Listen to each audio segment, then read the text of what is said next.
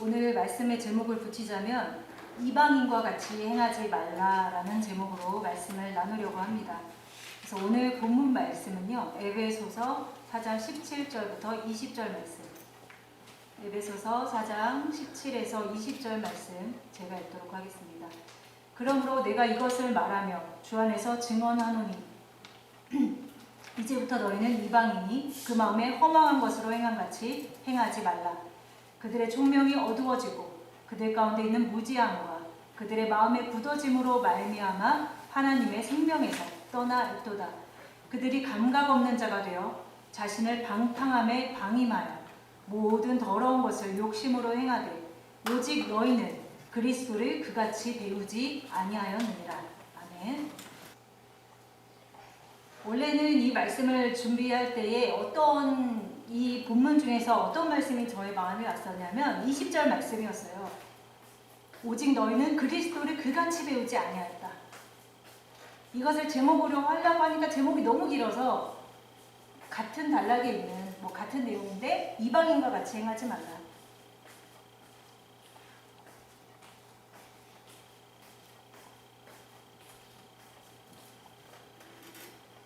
네, 그 20절 말씀이 이번 주간에 저한테 많이 닿았던 말씀입니다. 오직 너희는 그리스도를 그같이 배우지 아니하였다.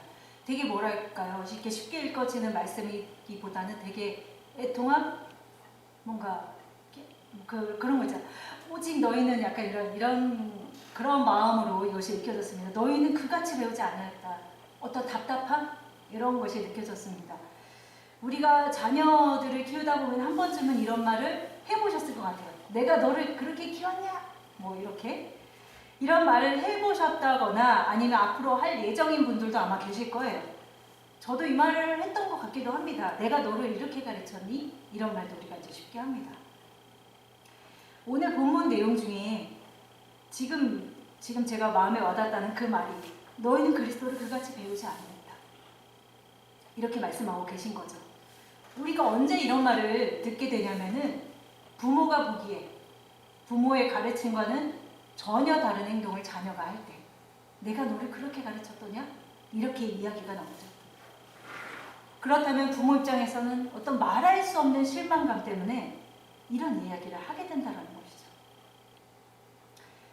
그런데 이것이 누구에게 하신 말씀이냐면 바로 이방인처럼 행하고 있는 하나님의 자녀된 우리에게 하나님께서 말씀하고 계신 거죠. 사도 바울을 통해서 너희들은 그리스도를 이와 같이 배우지 아니하였다라고 말하고 계신 것이죠. 17절에 보면은 그러므로 내가 이것을 말하며 주 안에서 증언하노니 이제부터 너희는 이방인이 그 마음에 허망한 것으로 행함같이 행하지 말라라고 이야기합니다. 이제 많이 들으셔서 아시겠지만 여기서 이방인은 사전적인 의미처럼 단지 어떤 다른 나라에서 온 그런 사람을 말하는 것이 아니라 혹은 다른 지역 그것을 말하는 것이 아니라 그리스도 안에 있는 자가 아닌 그리스도 밖에 있는 자들을 이방인이라고 말씀하고 계시죠. 우리가 교회를 다니고 열심을 내고 있어도 그리스도의 뜻과는 상관없이 곁길로 행하게 되면은 우리는 이방인이 되었다라고 이야기합니다. 그 마음에 허망한 것으로 행함같이 행하지 말라라고 하셨는데, 즉 이방인이라는 것은 뭐냐면 그 마음에 허망한 것으로 행하고 있는 상태가 또한 이방인인 것이에요. 그러면 그 허망한 것이 과연 무엇일까요? 허망한 것은 무익한 것, 텅 빈 것, 헛된 것들을 말하죠. 그것으로 행하고 있는 자들이 바로 이방인인 거예요. 무엇이 무익하고 텅 비고 헛된 것들일까요? 이렇게 말하면 우리가 부분적으로 어떤 모습들을 떠올릴 수 있습니다. 내가 좋아하고 있는 부분 혹은 내가 추구하고 있는 어떤 한 부분 그런 형태를 떠올릴 수도 있겠지만 무익하고 텅 빈 상태라는 것은 그런 부분적인 것을 이야기하는 것이 아니라 그거보다는 내 안에서 나오는 모든 것이 무익하고 텅 비고 헛된 것들이라는 것을 깨달아야 한다는 것입니다. 즉 내가 부인되지 않은 상태에서 나오는 모든 것이 허망한 것이에요. 그 모습이 먹기에 좋고 보기 아름다울지라도 그것은 허망한 것이라는 것이죠. 저번에도 말씀드렸듯이 어둠을 정의한다는 것은 빛의 부재가 그것을 이야기해줍니다. 어둠은 빛의 부재가 곧 어둠인 거예요. 내 안에 그리스도가 계시지 않으면, 다시 말해서 진리가 온전히 비춰지지 않으면 우리는 허망하고 무익하고 텅 빈 것 그 자체라는 것이죠. 그래서 오늘 그 17절에 그것으로 행하지 말라. 그 허망한 것, 너희의 그 자아로부터 나오는 그것으로 행하지 말라. 오늘 본문은 그것을 말씀하고 계신 거죠. 그 악하고 더러운 것을. 18절에 보면은 그들의 총명이 어두워지고 그들 가운데 있는 무지함과 그들의 마음의 굳어짐으로 말미암아 하나님의 생명에서 떠나 있다라고 말합니다. 이거 다른 사람 이야기 아닙니다. 이 말씀을 들으면서 내 옆에 있는 사람 혹은 집에 있는 누구, 직장에 있는 누구를 만약에 떠올린다면 그거는 물두멍을 온전히 들여다보고 있지 못한 거예요. 왜냐하면 진리라는 것은 남을 비추기 위해서 있는 것이 아니라 나를 비추기 위한 것이기 때문에 내가 말씀을 들으면서 다른 누군가를 떠올리고 있다면 잘못 지금 내가 가고 있다는 것을 깨달으셔야 돼요. 총명이 어두워진 것이 나고 내가 무지하고 마음이 굳어져 있구나. 내가 하나님의 생명에서 지금 떠난 상태로 허망한 가운데 있는 자라는 것을 깨닫는 것이 우리가 지금 예수 그리스도와 함께 그 길을 가고 있다는 증거인 것이죠. 다시 본문으로 돌아가서요. 그들의 총명이 어두워졌다고 했는데 그것은 곧 눈이 어두워진 상태를 말합니다. 진리의 것은 감추어져 있어요. 하나님은 비유로, 예수님은 비유로서 모든 진리를 감춰놓으셨습니다. 진리는 누구에게만 열리냐면 어린아이와 같은 자에게만 열리도록 되어 있어요. 감추어져 있어요. 그런데 눈이 어두워지면 그 감추어진 것을 보지 못해요. 눈이 어두워졌다. 총명이 어두운 자는 뭐만 보냐면 그 뚜껑만 봐요. 감추어진 겉에 포장된 것만 보는 상태가 바로 총명이 어두워진 상태예요. 하지만 어린아이처럼 마음이 자아가 낮춰진 자는 그 겉의 것을 보는 것이 아니라 그 안에 숨겨두신 진리의 말씀을 보는 눈이 밝아진 상태에 거하게 되는 것이죠. 우리가 여전히 표면적인 것으로 판단하고 행하는 그 상태는 내가 총명이 어두워졌구나라는 것을 깨달아져야 됩니다. 우리가 온전히 보지 못하는 가운데에서, 온전히 보지 못한다는 것을 깨닫지 못하는 가운데에서 행하게 되기 때문에 무지함이라는 지경으로 갈 수밖에 없어요. 우리가 육체적으로 눈이 나쁘면 내 눈앞에 머리카락이 막 많이 떨어져 있는데도 몰라요. 눈 나빠본 사람은 아실 거예요. 그러다가 안경이나 렌즈를 딱 끼게 되면 어우 이게 이렇게 더러웠어 하면서 이렇게 닦잖아요. 저도 눈이 굉장히 나빠서 뭐 내가 얼굴에 뭐가 묻었는지 이런 거를 빼면 하나도 못 봐요. 그러다가 아침에 딱 일어나서 딱 끼면 그때부터 이제 청소를 시작하고 이러죠. 그전에는 아무것도 못 봐요. 진짜 안 보여요. 마찬가지예요. 영적인 것도. 영적인 것도 총명이 어두운 중에서 행하는 겉의 표면의 것만 볼 수 있는 어린아이와 같은 자가 아니라 내가 다 안다라고 생각하는 그 어른의 상태, 스스로 어른된 자의 상태로서는 캄캄한 중에 행할 수밖에 없어요. 근데 속아 있어요. 내가 안다. 내가 선생이다. 그리고 마음이 굳어졌다라고 했는데 무감각해진 상태를 말하는 것이죠. 굳은 땅을 한번 생각해 보세요. 비가 내려도 비를 흡수하지 못하는 땅이 된 거예요. 우리 장로님은 우리 농사를 지시니까 이 말씀이 딱 아실 것 같아요. 우리 목사님도 그렇고. 비가 한동안 내리지 않으면 땅이 굳어져서 비가 내려도 그거 흡수하지 않고 그냥 흘러가잖아요. 그죠? 그 상태가 바로 굳어진 상태예요. 말씀이 아무리 하늘로부터 말씀이 공의의 비가 내려도 내 마음이 굳어져 있기 때문에 그것을 받지 못하고 다 흘려보내는 거예요. 아무리 예배 자리에 와서 앉아있을지라도 내 마음이 굳은 상태라면 나는 그냥 집에서 TV 보고 있는 게 나을지도 몰라요. 왜? 그것을 계속 깨닫지 못하니까. 이러한 상태가 바로 이방인이라는 거예요. 이방인.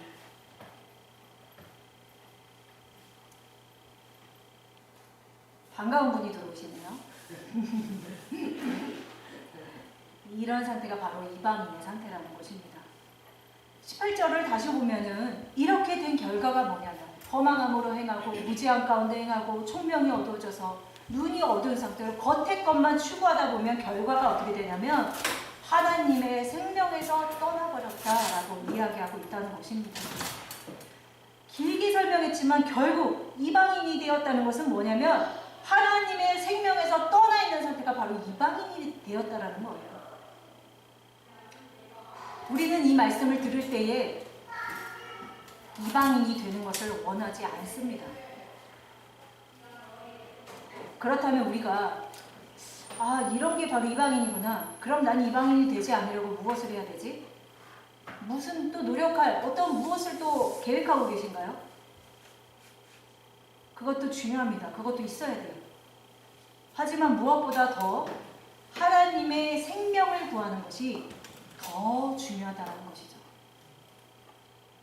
우리가 본질을 구하면 구할수록요 모든 것은 단순해져요.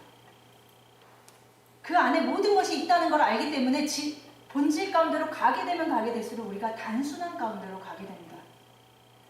그런데 하나님의 그 생명이라는 본질에 집중하지 않고 지금 드린 말씀처럼 어떤 것이 그럼 이방인이지? 막 이방인에 대해서 막 초점을 두는 거야. 그럼 이방인이 안 되려면 어떻게 되지? 막 이런 거에만 계속 집중하는 거야.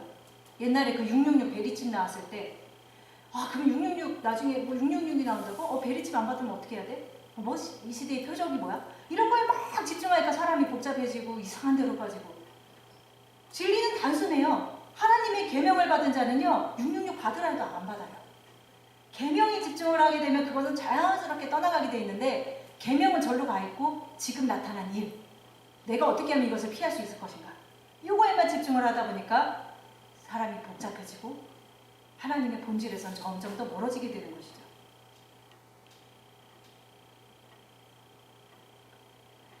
예수님께서 기도에 대해서 가르쳐 주실 때 이방인에 대해서 말씀하시는 부분이 있습니다. 마태복음 6장 7절에서 8절 말씀. 오늘 제목은요, 이방인과 같이 되지 말라, 이방인과 같이 행하지 말라라는 제목으로 나누고 있습니다. 마태복음 6장 7절에서 8절 보면 또 기도할 때에 이방인과 같이 중언부언하지 말라. 그들은 말을 많이 하여야 들을 줄 아느니라. 그러므로 그들을 본받지 말라. 구하기 전에 너희에게 있어야 할 것을 하나님 너희 아버지께서 아시느니라. 뜻없이 허무한 상태, 무익한 상태, 지금까지 나눴던 육신이라는 구조 속에서 구하고 있는 상태가 중언부언하고 있는 상태예요. 아무리 2-3시간 기도하고 아무리 아름다운 말들, 보기 좋은 언어들로 그 기도를 온갖 치장을 다하고 뭐 눈물을 흘리고 한다 한들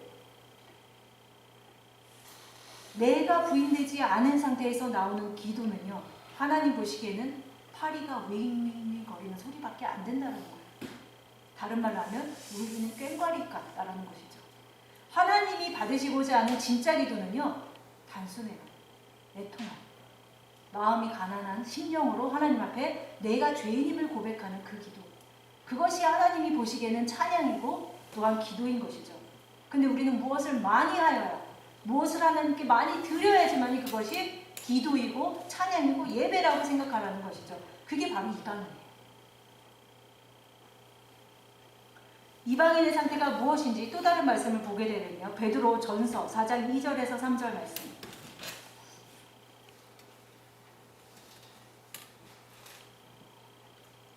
그 후로는 다시 사람의 정욕을 따르지 않고 하나님의 뜻을 따라 육체의 남은 때를 살게 하려 함이라. 너희가 음란과 정욕과 술 취함과 방탕과 향락과 무법한 우상 숭배를 하여 이방인의 뜻을 따라 행한 것은 지나갔다고 족하도다. 사람의 정욕으로 행하는 상태, 음란, 정욕, 술 취함, 방탕, 이것이 어떤 드러난 그런 우리가 알고 있는 그런 뭐 술을 먹고 이런 것보다는 영적인 이야기를 하고 있는 것이죠. 영적으로 진리가 아닌 것. 그 진리가 아닌 것이 꼭 무슨 다른 어떤 뭐 다른 종교의 말씀이기보다는요, 그 비진리라는 것은 뭐냐면 나예요, 나. 하나님의 말씀이 아닌 나로부터 나오는 옳은 의, 그것이 바로 비진리예요. 그것과 연합하여서 행하고 있는 상태. 그게 음란, 정욕, 술 취함, 방탕함이라는 것이죠. 이게 우상숭배예요. 자기가 부인되지 않은 것이 바로 허망한 것을 따르는 것. 어두운 길 가운데에 아무것도 아닌 지푸라기를 들고서 이것이 주님이라고 말하고 있는 그 상태가 바로 우상숭배라는 것이죠.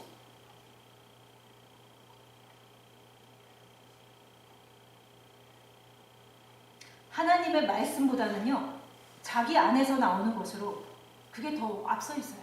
자기가 부인되지 않아요. 우리가 진리로 다 가르침을 받았어요. 그러나 처음 서두에 말했던 것처럼 전혀 부모가 보기에, 하나님이 보시기에 그 자녀가 가르침을 받은 대로 행하지 않고 있다는 거예요. 우리가 오랫동안 주님 앞에서 온갖 훈련을 받고 말씀을 알고 했던들, 말씀을 깨달았다고 했는들, 그것은 언제 증명되냐면요, 하나님의 시험 앞에서 다 드러나요. 그런데 그것은 좋은 환경 속에서는 결코 드러나지 않습니다. 좋은 환경 속에서는 절대로 내 자아 드러나지 않아요. 왜 이런 것이 나에게 왔지라고 하는 그 순간에 거기서 증명받는 거예요. 거기서 알 수 있어요. 내 자신이 깨달을 수 있어요. 내 수준이.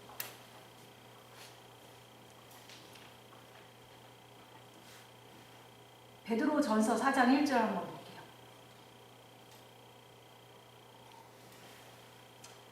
내가 너희를 그와 같이 가르치지 않았다. 즉 예수님의 그 진리로 나는 너를 가르쳤는데 네가 지금 진리로 행하지 않냐고? 비진리로 행하고 있구나. 너의 안에서 나오는 것부터 그것으로 행하고 있구나. 그렇다면 진리가 과연 무엇일까? 베드로전서 지금 4장 1절 말씀에 그리스도께서 이미 육체의 고난을 받으셨으니, 완료형이에요. 이미 받으셨어요. 너희도 같은 마음으로 갑옷을 삼으라. 이는 육체의 고난을 받은 자는 죄를 그쳤다라고 이야기하고 있습니다.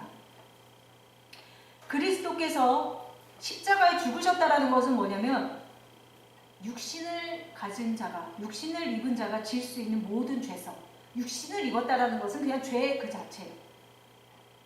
그것을 십자가에 못 박으신 거예요. 모든 육신으로 지을 수 있는, 육신은 그냥 죄이기 때문에 그것을 십자가에 못 박았다라는 것은 뭐냐면 더 이상 율법이 효력을 상실한 거예요. 율법으로는 죄를 정하잖아요. 죄를 정하는 것인데 예수님께서 그것을 십자가에 못 박으심으로 더 이상 이제는 누구도 판단할 수도 없는, 그리고 우리도 판단받지 말아야 돼요. 왜냐하면 예수님께서 그걸 십자가에서 하셨어요. 육체는 다 같은 죄인이기 때문에 더 이상 이제 너희는 그 율법으로 말미암아 정죄받지 않을 것이다. 그것이 십자가에서 보여주신 거예요. 그것이 바로 생명의 법이라는 것이죠. 그런데 우리가 예수님의 십자가를 많이 말하고 있지만 그 십자가의 본질을 깨닫지 못했기 때문에 여전히 율법 가운데 행하며 판단하고 또 정죄받고, 내가 나를 판단하고 또 내가 나를 정죄하고, 이것을 계속 하고 있는 것이죠. 하지만 십자가의 본질을 온전히 깨달은 자는요, 나를 판단하지 않을 뿐더러 내가 진토에 진짜 먼지만도 못한 자임을 알아요. 그러면 내가 그런 자임을 알았으면 남도 그런 자인 걸 아는 거예요. 그가 내 앞에서 공공연하게 엄청난 불법을 저지른다 할지라도 내가 그와 같다라는 것을 알기 때문에 그의 허물을 가지고 들춰서 정죄하지 않는다는 것이죠. 그게 십자가예요. 그게 바로. 근데 우리가 그것을 너무 몰라요. 저도 지금 말로는 이렇게 이야기하고 있지만 저 역시 여기서는 십자가를 이야기하지만 나가면 십자가는 어디 간다고? 나만 있다는 것이죠.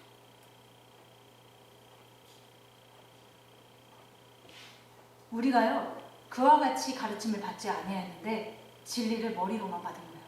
지금까지. 이 말씀을 준비하면서 막 화가 났어요. 제 자신에게. 여태까지 말씀을 들었다고 한 내가, 받았다라고 한 내가, 내 수준이 진짜 이거구나, 여전히 이거구나. 십자가의 본질과는 전혀 다른 행동.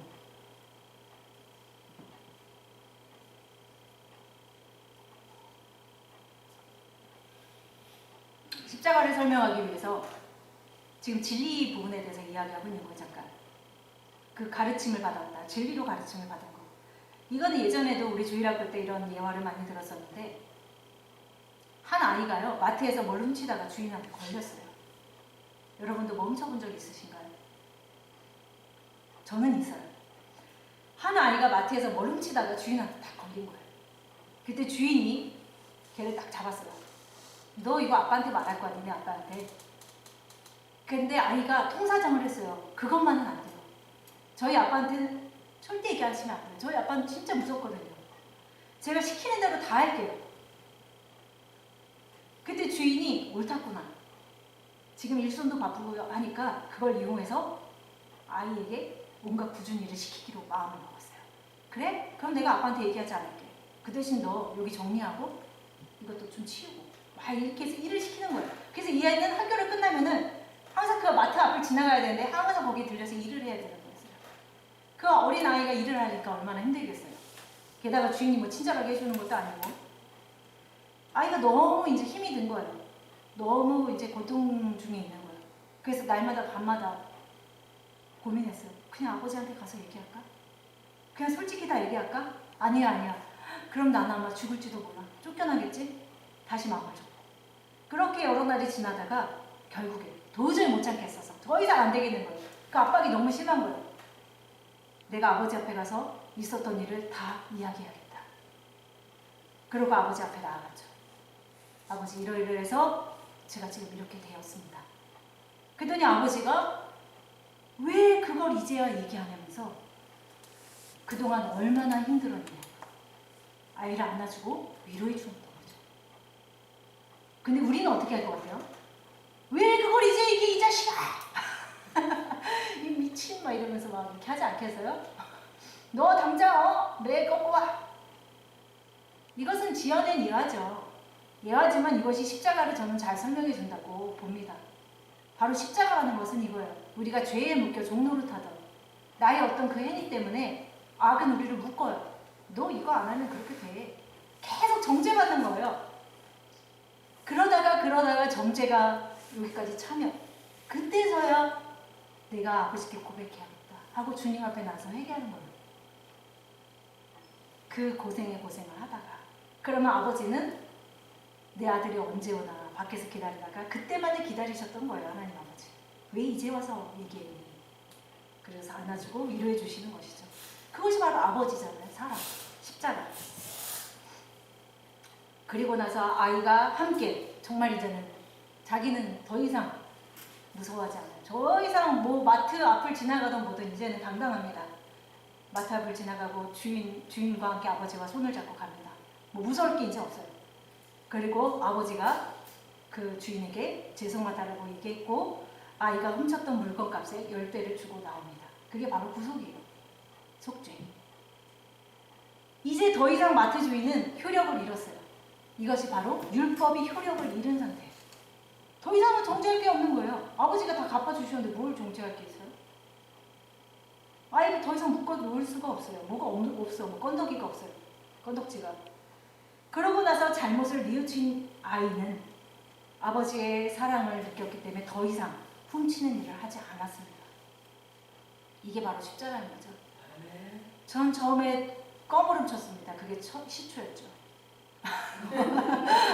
껌을 훔치는 게 시초가 되고 안 들키니까 좀 더 커지더라고요. 선물 가게에서 선물 훔쳐보고 네, 그다음 친구 집에 가서 신상으로 나온 지우개도 훔쳐보고 엄마가 이렇게 넣어둔 도자기 거기다 손을 넣어서 이렇게 돈을 꺼내보고 이게 점점 이제 커지더라고요. 걸렸을 때 뒤지게 맞았던 기억이 지금 예화하고는 좀 틀립니다. 안 걸린 것도 많았는데 걸렸어요. 어렸을 때 걸려가지고 엄청 맞았던 기억이 있습니다. 자, 그래요. 우리는 지금 이 예화를 통해서 알 수 있는 건 뭐냐면 내가 마트 주인이에요. 그리고 내가 또한 용서하지 않는 아버지일 수도 있어요. 지금 여기서는 용서하시는 아버지의 사랑을 말했지만 나는 정죄하는 마트 주인일 수도 있고요. 용서하지 않는 아버지일 수도 있고요. 또한 죄에 묶여 종노릇하고 있는 자녀일 수도 있는 거예요. 우리가 왜 하나님의 생명에서 떠나 있을까요? 근원적인 문제로 다가가서 보면요, 단 하나예요. 자기가 부인되지 않아서 그래요. 부분적으로는 회개하고 부분적으로는 위로를 받았을 때도 있었겠지만, 지금 얘와처럼 내가 부분적으로 돈을 갚았다고 해서 그것이 다 갚아진 게 아니에요. 온전히 갚아줘야지 그게 딱 노임을 받는 거지. 조금 갚고 그러면 그게 안 놔줘요. 그 다 갚을 때까지 마트 주인은 걔 잡고 있어요. 근데 그 다 갚을 능력이 자녀에게는 없어요. 아버지한테 말하면 아버지가 갚아주시는 거예요. 근데 우리가 이 원리를 몰라요. 그러니까 조금 큰 돈, 100원 모아가지고 갖다 주고 200원 모아서 갖다 주고 이러니까 이게 끝나지가 않아요.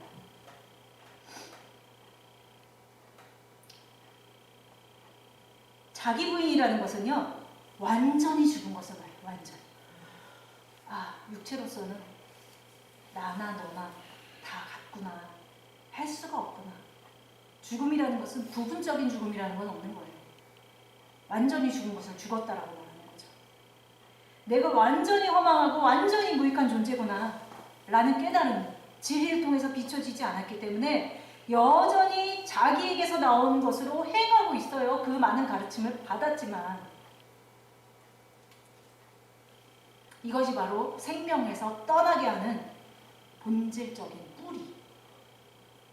창세기 2장 17절에 선악을 알게 하는 나무의 열매를 먹지 말라, 반드시 죽으리라 라고 이야기하셨잖아요. 이것이 하나님의 생명으로부터 떠나게 했다라는 거예요. 반드시 죽는다. 뭘로 행하면? 너로부터 나오는 것으로 행하면. 그것은 생명이 아니야. 그것은 죽음이야. 제가 요즘에 여기 밑에 있는 마트를 보면서 생각하는 게 있습니다. 제가 여기 시집 올 때부터 있던 마트인데 거기 항상 가면 제가 근심이 되더라고요. 제가 오지랖이 있어요, 좀. 그래가지고 좀 장사 안 되는 데 가면 괜히 막 근심이 돼가지고 저기 어떡하냐 막 이러는데, 여기도 그 넓은 공간인데 마트 이름은 얘기하지 않겠습니다. 그리고 물건도 되게 많은데 뭔가 생명력이 없어요. 채소도 싱싱하지가 않고 관리자분 얼굴에도 생기가 하나도 없고 또 음악도 안 틀어놨어요. 그래서 여기가 고시원인지 마트인지 막 이런 이제 분위기였는데, 어느 날 최근에 일어난 일인데 관리자가 바뀌고 나서 혁명이 일어났어요. 이태원 클라스라는 드라마를 보신 분은 아실 건데 갑자기 무슨 조이서가 나타난 줄 알았어요. 조이서라는 인물이 나와서 완전 갈아엎잖아요. 완전히 이분이 딱 오고 나서 마트를 갈아엎어버렸어요. 진짜 완전히. 어두웠던 조명부터 확 환해지고 우중충하게 막 디피되어 있던 것이 완전히 다 바뀐 거예요. 그래서 들은 이야기로는 이분이 온 다음에 매출이 2배가 뛰었대요. 그러니까 그 그릇이 문제였던 게 아닌 거예요. 그 그릇에 누가 있었냐가 문제인 거예요. 우린 누구나 다 지금 성전으로 부름받았잖아요. 그런데 주가 거하시는 성전으로 부름을 받았음에도 불구하고 내 안에 진짜 최고의 관리자이신 예수님, 성령님을 모시지 못하고 내가 주인으로 있으니까 날마다 황폐함 가운데 있는 거예요. 생명이 없어요. 우중충해요. 주인이 바뀌어야 돼요, 주인이. 관리자가 바뀌어야지. 그래서 제가 그 마트를 보면서 야, 이거 진짜 혁명이구나. 요즘에는 우리가 먼 마트 안 가고 거기 가서 산다니까요.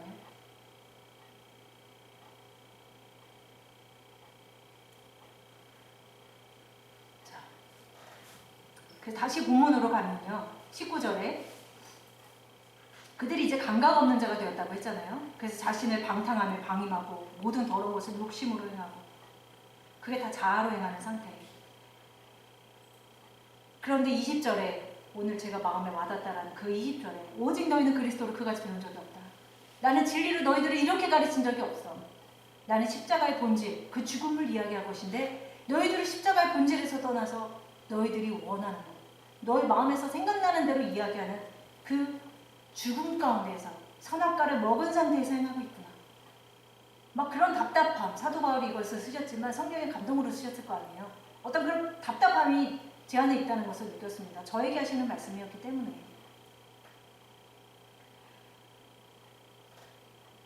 생명에서 그 떠난 상태가 바로 감각이 없는 상태인 것이죠. 죽은 사람이 아무런 감각이 없는 것처럼.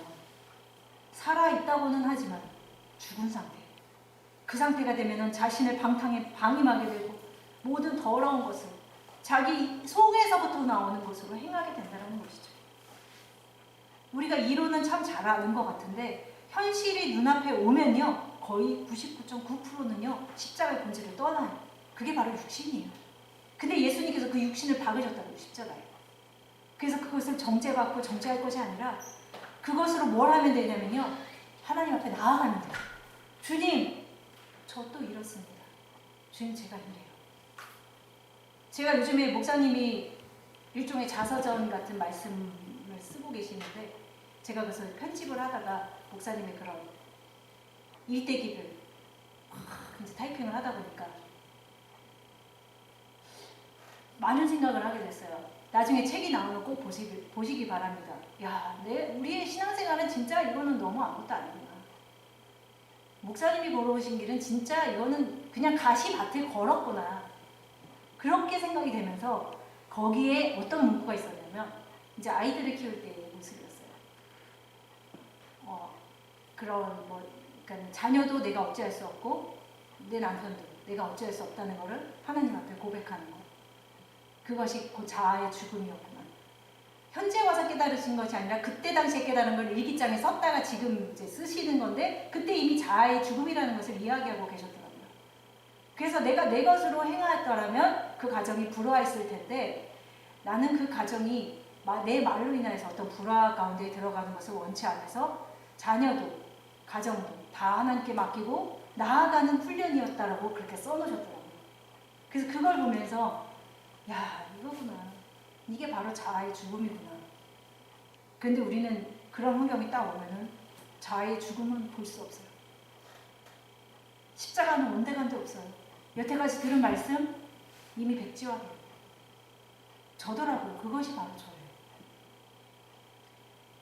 좋은 환경, 애들이 내 말 잘 듣고 다 잘하고 있는데 그게 드러날 리 없어요. 내 자녀가 내 앞에서 반항하고 내 앞에서 큰 소리 내고 문 닫고 들어가고 이럴 때 나아가 내가 드러나요. 내 자녀의 그 자아를 통해서 내가 드러나더라고요. 그 앞에서.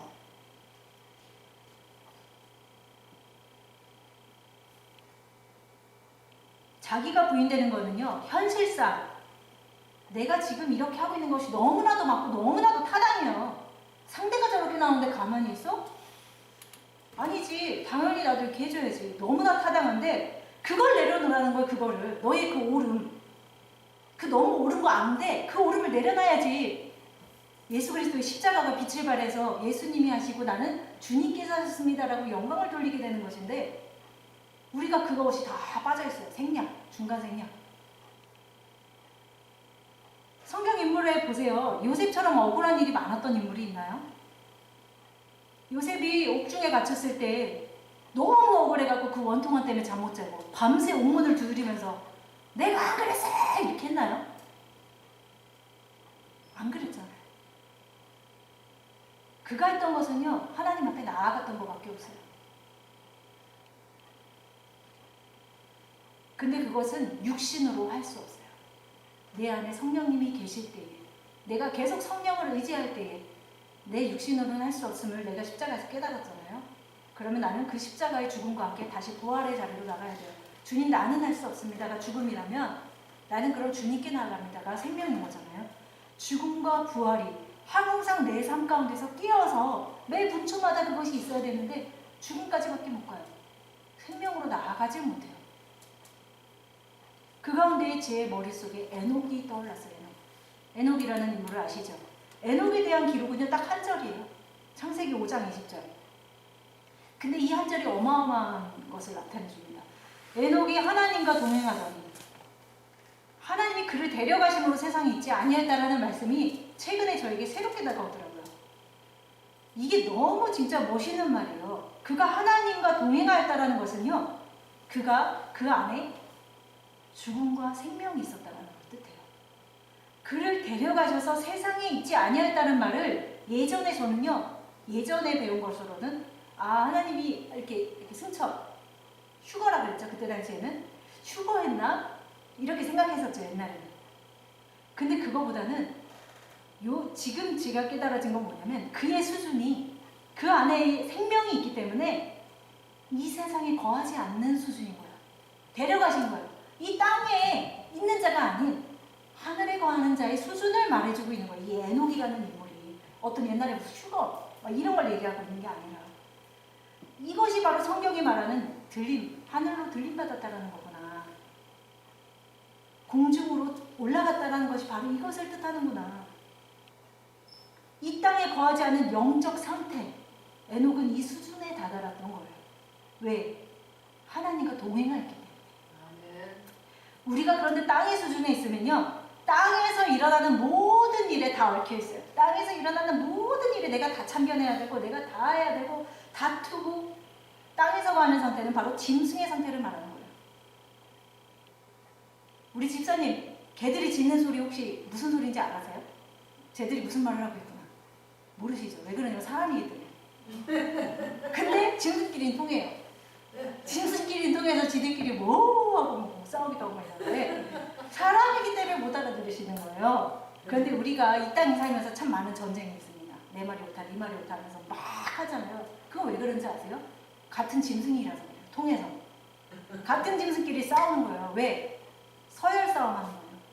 약육강식의 구조에 있는 거예요. 네가 이기나 내가 이기나 네가 좋나 내가 좋나 보자. 이걸로 다 싸우는 거예요.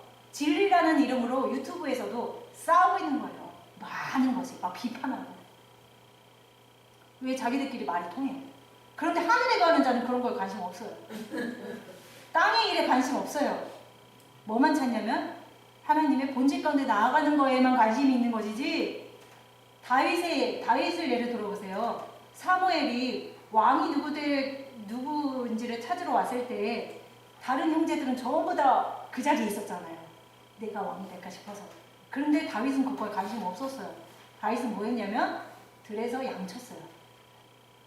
오로지 양을 치는 일. 예, 하나님께서 기뻐하시는 그 일에만 관심이 있었지 어떤 자리에 관심이 있던 자가 아니었다는 것이죠.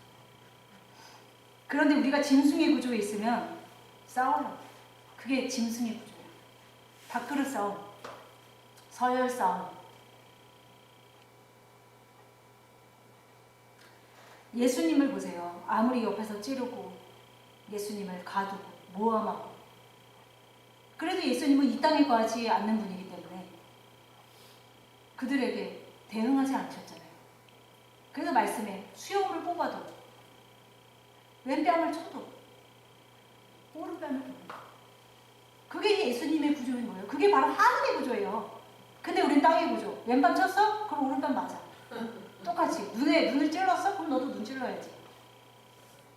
이 수준이에 우리가 땅의 수준, 짐승의 수준. 지금 에녹 이야기를 했는데 저희 성녀리를 낳았을 때 목사님을 통해서 이름을 주셨어요. 그게 바로 에녹이었어요. 근데 이름이 이제 너무 강한 거예요. 에녹이라고 하기가.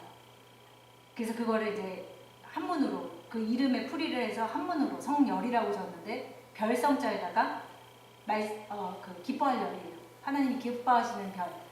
그러니까 에녹의 애칭이요. 예, 그렇게 이제 이름을 지어줬는데, 근데 저희는 이제 자녀를 통해서 저의 자아를 막 지금 드러내고 있는 상황인데, 지금 성열이는 제 눈에 에녹이 아니라 애물단지. 제 수준이 땅의 수준이기 때문에 제가 하늘에 거하는 자였다면 에녹처럼 그런 막 나타나는 현상에 반응을 하는 것이 아니라 개소리는 안 들리는 거야. 멍멍 짖는 개소리는 안 들려. 땅의 수준이 아니에요.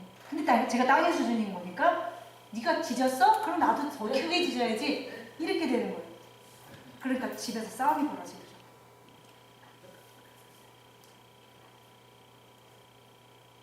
그게 이론상으로는 잘 알고 지금도 말하고 있는데 안 돼요. 실전에 딱 나와보세요.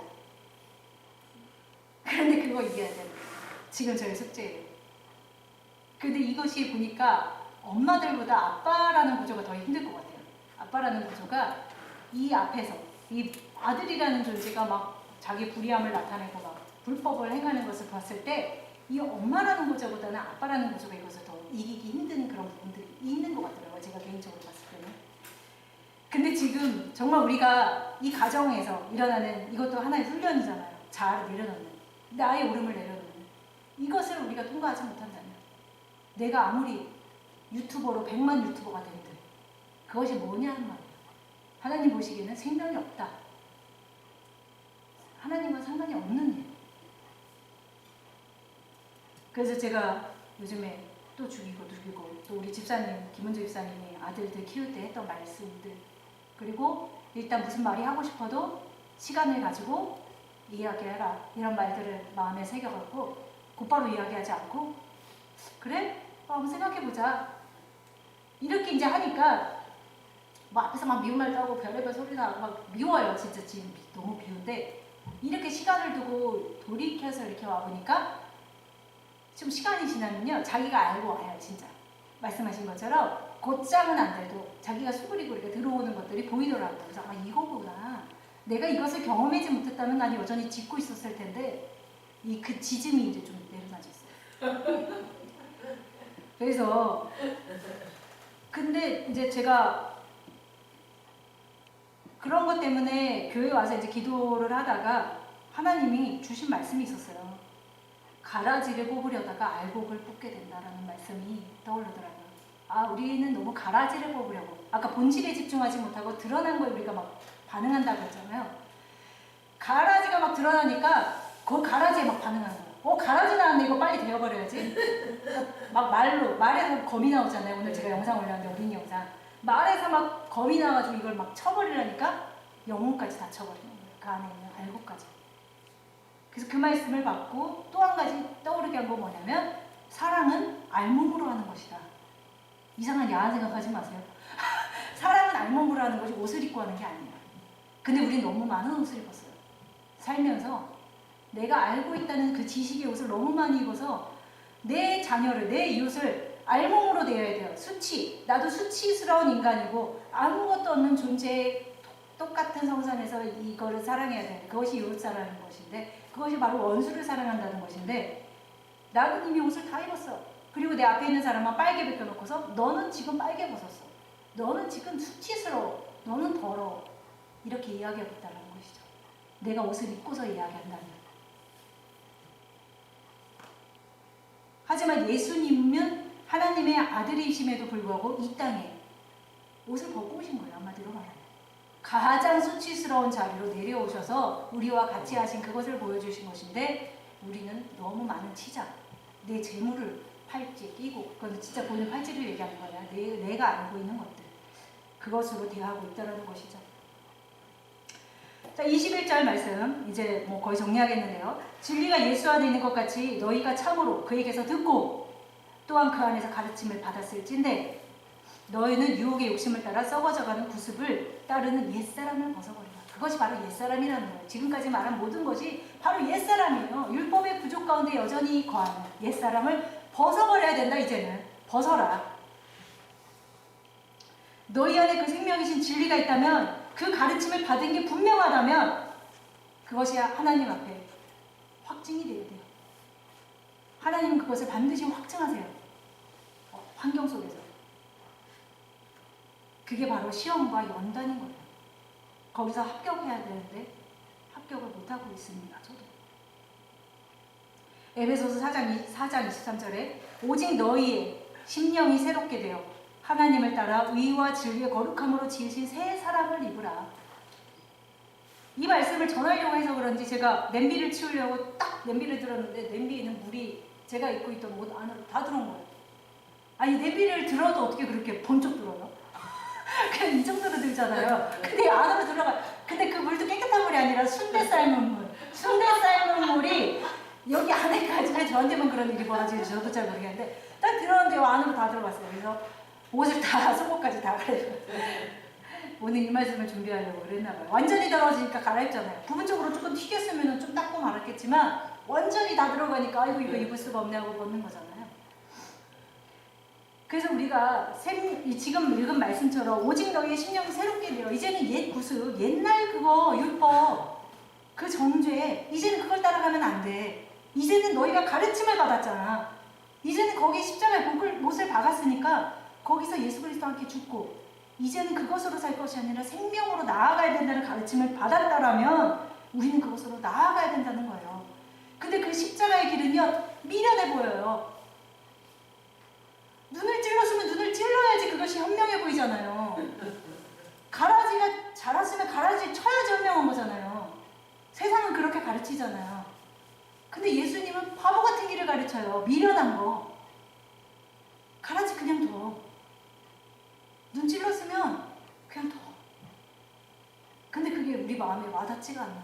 왜? 바보 같거든요. 미련하거든요. 그래서 우리가 오늘 이 말씀을 이제 정리하겠습니다. 그래서 우리가 정말 그 새 사람, 그것은 하늘로부터 내려오는 새 예루살렘이에요. 새 사람을 이룬다는 것은. 아까 그 마트 얘기를 했듯이 관리자가 바뀌어야 돼요. 그래서 나의 옳음, 나의 판단, 나의 아름다움, 내가 고집하고 있는 모든 옷을 다 내어버리고, 그것은 더러운 똥물 묻은 옷이에요. 순댓국물 묻은 옷. 그것 이제 다 벗어버리고 다시 새 옷을 입고 아버지의 뜻, 그 아버지의 거룩함만이 모든 것을 제자리로 돌려놓는다는 그 믿음을 제발 붙들고 우리가 그것을 소망하면서 십자가 앞에 날마다 나오기를 소망합니다. 그래서 오늘 말씀은 여기까지 전하도록 하겠습니다. 그리고 한 가지 광고는 제가 지금 하늘학교를 하고 있잖아요. 어린아이들.